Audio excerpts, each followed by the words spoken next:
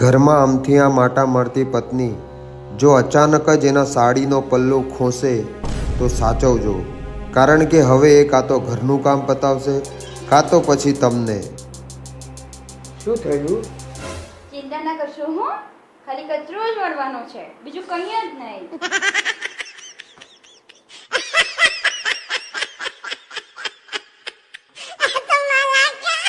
મારા દરેક વહાલા ભાઈઓને એક વિનંતી છે કે જો તમારી પત્ની હોય તો આપણી પત્ની આપણી અર્ધાંગની કહેવાય, તો એને હંમેશા જીવનમાં અડધી વાતો જ કહેવી. અડધી વાતો કહો એટલે તમારા જીવનમાંથી અડધા દુઃખો દૂર થઈ જશે અને ખુશ રહો. શું કઈ કીધું? ના ના કઈ નહીં baby, enjoy your self. Music સાંભળ, કામ ડાઉન. સદા સુખી રહો.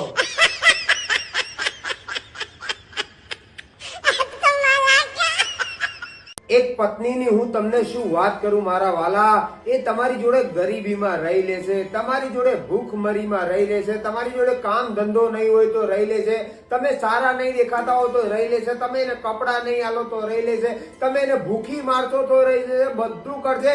તમે એને ગમે એવી પરિસ્થિતિ ગમે એવી તકલીફમાં તમે એને રાખશો તો એ તમારી જોડે રહી લેશે. પણ હું તમને એક વાત કહું, આ રૂમમાં શું બધું ચિત્ર મૂક્યું છે?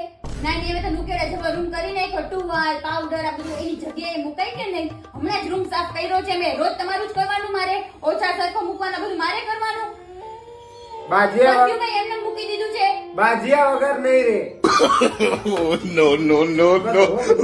અરે સાસુ, ભાઈ તમારી સાથે લગ્ન કરીને મેં જિંદગીની સૌથી મોટી ભૂલ કરી છે. ન હું બહાર જઈ શકું, ન હું ફરવા જઈ શકું, ન આઈસ્ક્રીમ ખાઈ શકું, ન કિટી પાર્ટી કરી શકું, ન મોલ જઈ શકું, ન સોસાયટીમાં નીચે બેસવા જઈ શકું. બાપા આના કરતા તમે રાક્ષસ હારે મારા લગ્ન થી આવતે તો સારું હતું. તને મેં કેટલી વાર સમજાઈ છે કે જ્યાં લોહીનો સંબંધ હોય ત્યાં લગ્ન ના થાય. સત્યને પ્રણામ. આ ખાવાની બીમારી કેટલી સરસ બીમારી છે નહીં? શું જબુર સરસ કાટા પણ બોલો છો? અરે તને શું ખબર પડે, હારી જ બીમારી છે, વહેલા આવવાની જરૂર હતી. બોલવામાં ધ્યાન રાખો, ભૂંડા લાગો છો. લોકો કેટલા હેરાન થાય છે ભાન પડે છે? કશું હેરાન નહીં થતા. આના લીધે કેટલાય છોકરાઓ બાપા છોકરીઓની આંખોમાં જોશે નહીં, બચી જશે એમની જિંદગી. છોકરીઓની જિંદગી બચશે, છોકરીઓની. આ બીમારી 2020 માં આવવાની જરૂર હતી. હે આપણે લગ્ન છે એટલે ભગવાન કોક બીમારી વહેલી મોકલવી હતી ને. વિડીયો સાચું મારી લેવો. આ